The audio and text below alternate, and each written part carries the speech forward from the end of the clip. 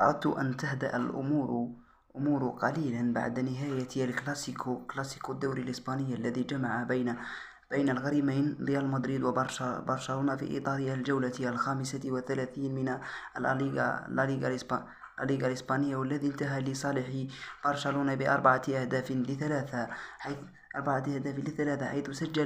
سجل أهداف المباراة لصالح نادي برشلونة هدفين لرافينيا وهدف لغارسيا وهدف لامين يامال.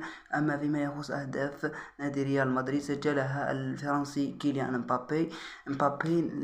لما نخوض في غمار مجريات اللعب نجد بأن الربع ساعة الأول منذ بداية المباراة كان برشلونة مسيطر، بالرغم من أن نادي ريال مدريد قد سجل هدفين في أول ربع ساعة، وذلك ما جعل كل عشاق ريال مدريد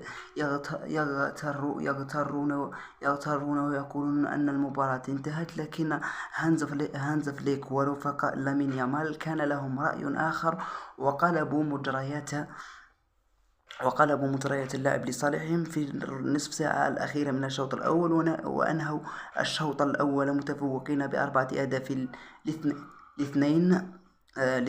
والدليل على ذلك بأن معدل الاستحواذ في المباراة بالنسبة لنادي برشلونة فاق 70%، وكما تحصل نادي برشلونة خلال المباراة على ما يقدر ب12 ركنية، فيما تحصل نادي ريال مدريد على 4 ركنيات. وهذا ما يدل على التفوق الكبير الذي تفوقه نادي برشلونة على نادي ريال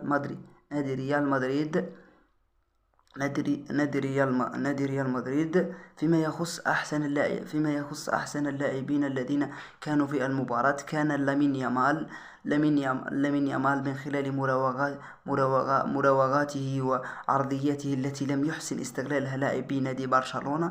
أيضا اللاعب رافينيا اللاعب البرازيلي الذي يظهر هذا الموسم وجه مغاير على الذي ظهر فيه الموسم اللي فات، وهو الذي كان له فضل كبير في الفوز. أيضا